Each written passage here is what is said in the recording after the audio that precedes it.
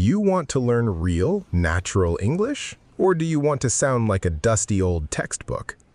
If you want to speak confidently in everyday life, you are in the perfect place. Welcome back to our walking podcast. I am Slava. And I am Victoria. Hello, our wonderful English learners. Slava and I are husband and wife, and today we are walking through a massive, noisy city late at night. We are heading to Liverpool Street Station after our short business trip to finally go home to Cambridge. Yes, it has been a very long day. Look around us, Victoria. It is almost midnight, but the streets are still full of lights, cars, and people. I just love this energy. Tell me honestly, how did you like spending the whole day in the big city? Honestly, Slava, I am completely exhausted. Don't get me wrong, the city is beautiful, but it is just too noisy for me. There are millions of people everywhere. It is too crowded. Ah, crowded. Let's start with a nice, simple A2 word for our beginners. Crowded means full of people. Exactly. Like, the train was so crowded today, I couldn't even find a seat. I really don't like crowded places. I prefer small towns. Really? I am exactly the opposite. I think living in a big city is the best thing in the world. The movement, the opportunities, the lights. Well, it looks like my husband and I have a disagreement. A classic debate. Big city life versus small town life. Dear listeners, while we walk to the station, Slava and I are going to argue about this. And of course, we will teach you some fantastic English vocabulary along the way. Challenge accepted. I will prove to you that the big city is better. You said you don't like the noise, but I actually love the hustle and bustle. Wait, Slava, hustle and bustle? What exactly does that mean? I don't think I have heard that phrase before. Ah, that is a fantastic B1 level idiom. Hustle and bustle describes the noise, movement, and busy activity of a large city or a crowded place. It usually has a positive or exciting feeling. Oh, I see. So I could say, Slava loves the hustle and bustle of the city center. Exactly. The hustle and bustle makes me feel alive. Well, it makes me feel tired.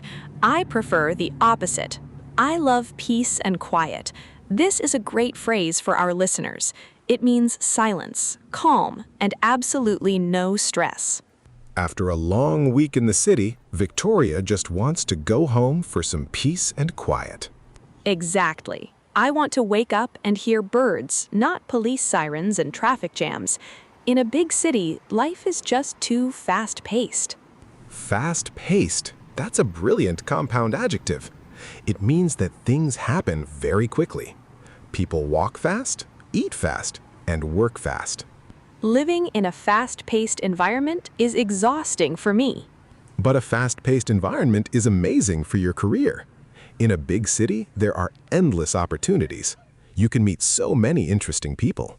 In a small town, nothing ever happens. It's like living in a bubble. Maybe, but in a big city, everyone is just running in a rat race. Oh, rat race. Listeners, pay attention. That's a great B2 level idiom. Victoria, how would you explain it to them?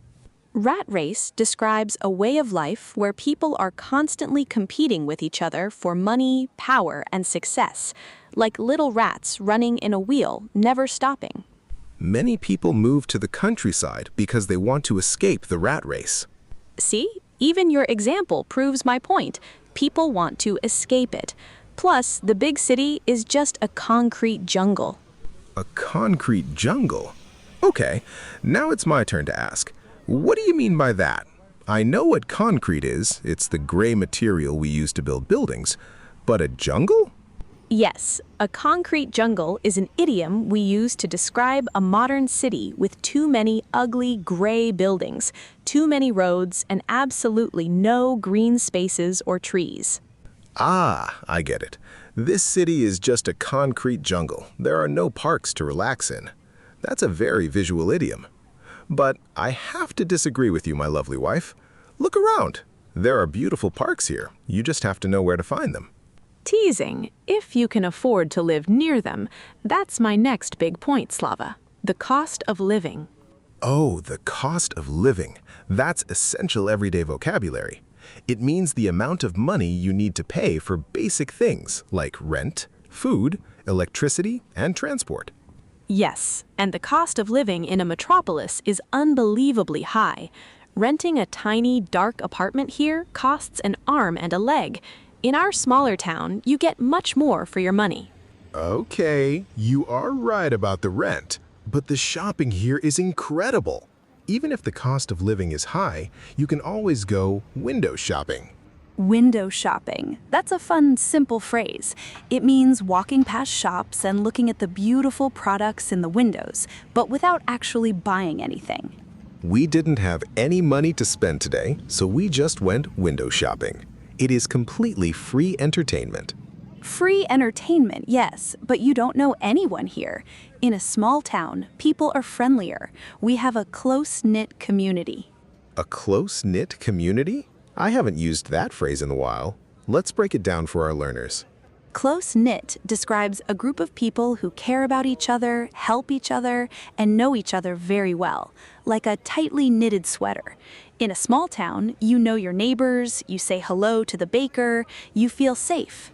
See, for me, that is actually a negative thing.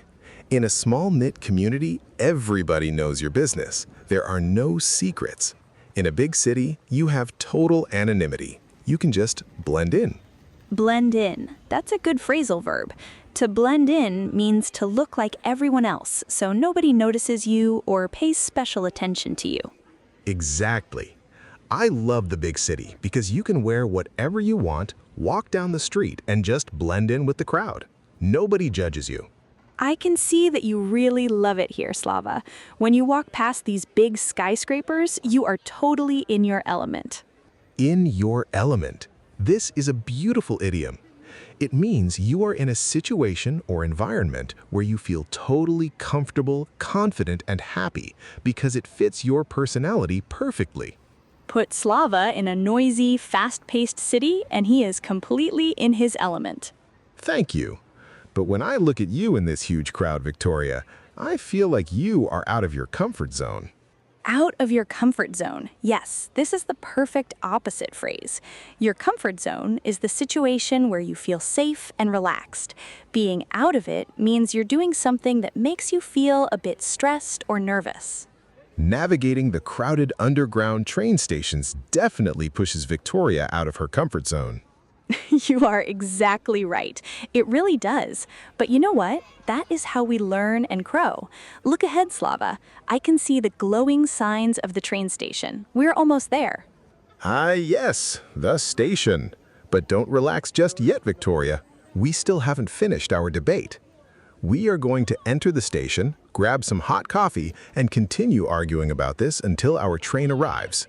Oh, I'm ready. Listeners, keep walking with us. We are going inside now, and we have so many more useful phrases to teach you.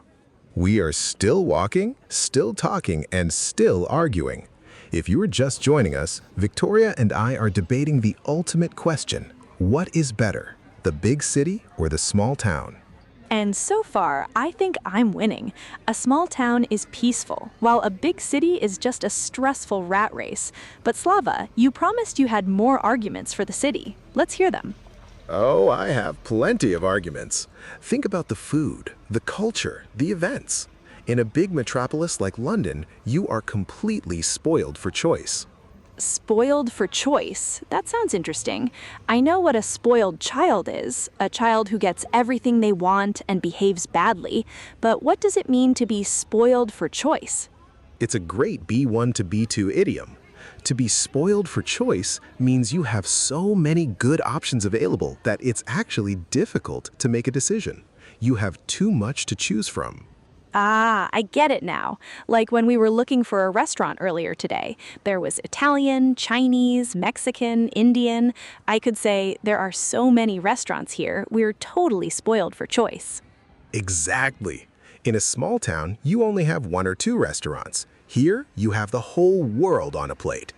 because in a big city, people suffer from FOMO. FOMO? Slava, are you making up words now? What kind of English is that? No, it's a very real modern English acronym, FOMO. It stands for fear of missing out. Ah, fear of missing out.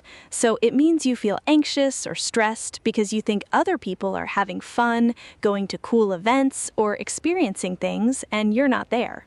Yes, I was so tired, but I went to the party anyway because I had serious FOMO. In a big city, there is always a concert or an exhibition. If you stay home, you feel FOMO. Well, I don't suffer from FOMO at all. Actually, on weekends, I love being a couch potato. A couch potato. That's a classic English idiom. Listeners, can you guess what it means? A couch potato is a lazy person who spends most of their time sitting on the sofa, the couch, watching television, and doing absolutely no physical activity, like a potato just sitting there. During the winter, Victoria doesn't want to go anywhere. She turns into a complete couch potato. There's nothing wrong with resting, because during the week, we all have to deal with the daily grind. The daily grind? That sounds like coffee beans being crushed. How do we use that in daily life? The daily grind is a B2 phrase used to describe the boring, difficult, and repetitive routine of everyday work. It is the exhausting cycle of waking up, working hard, and going home. I had a great vacation, but now it's Monday morning and I have to go back to the daily grind. Exactly. And in a big city, the daily grind is much worse because of the commute. Ah, commute. That is a must-know vocabulary word for B1 level. To commute means to travel regularly between your home and your place of work. It can be a verb or a noun. My morning commute takes over an hour because of the terrible traffic. In a small town, my commute is 10 minutes on a bicycle. You can't beat that, Slava. Okay, I admit, the long commute in a big city is a negative thing. But think about the amenities. Amenities. That is quite a formal word. Can you break it down for our learners? Of course. Amenities are the useful facilities and services that make a place comfortable to live in. Hospitals, schools, huge supermarkets, 24-hour pharmacies, public transport. Big cities have world-class amenities. We decided to buy a house in this neighborhood because it has excellent local amenities. Right. If you live in a tiny village, you might have to drive an hour just to find a good hospital or a large supermarket. That is true, Slava, but sometimes you just need to get away from it all. Get away from it all. This is a beautiful, very natural English phrase. It means to escape from your busy, stressful life, your daily grind, and go somewhere quiet and peaceful. London is great for work, but on the weekends, I like to rent a cabin in the mountains just to get away from it all. And where do you go to get away? Somewhere off the beaten track? Yes, off the beaten track. I love this idiom. Listeners, imagine a path in the forest where many people walk. That is a beaten track. If you go off it, it means you go to a place that is remote, isolated, and not popular with tourists. We didn't want to stay in a busy tourist resort, so we found a little hotel off the beaten track. You see, even you like the idea of escaping the city sometimes. I think we are finally starting to see eye to eye. Wait, see eye to eye? Are we having a staring contest? No.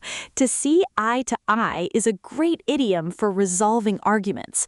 It means to agree with someone or have the exact same opinion about a situation.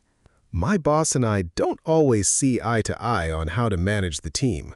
But Victoria, are you saying we are agreeing now? Well, I think we can meet halfway. Meet halfway. That is a brilliant relationship phrase. It means to compromise. You give up a little bit of what you want, I give up a little bit of what I want, and we find a solution in the middle. I want to buy a house in the forest. You want an apartment in the city center. Let's meet halfway and live in the suburbs.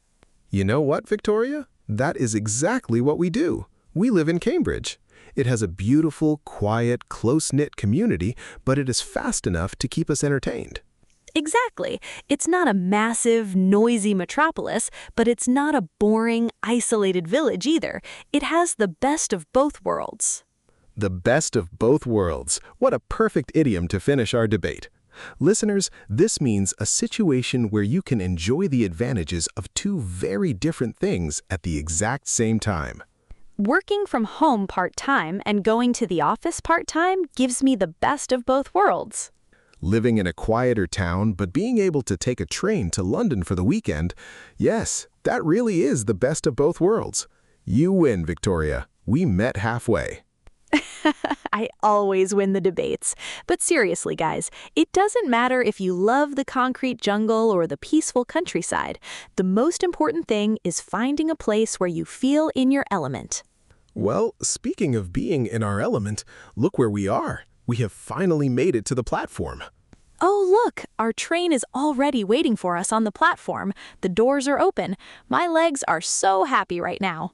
Me too. I think it's officially time to call it a night. Call it a night. This is the perfect phrase to end a late evening. It means to stop what you are doing because it's time to go to bed and sleep.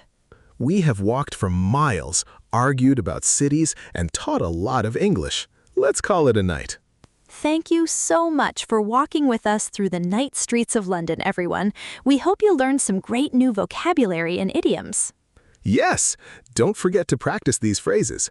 Use hustle and bustle, tell someone about your daily grind, or complain about the cost of living. The more you use them, the faster you will speak like a native. If you enjoyed this late night debate, please give this video a like and subscribe to our channel. Have a wonderful morning, afternoon, or night wherever you are in the world. We are getting on the train now. See you in the next episode, guys. Bye-bye.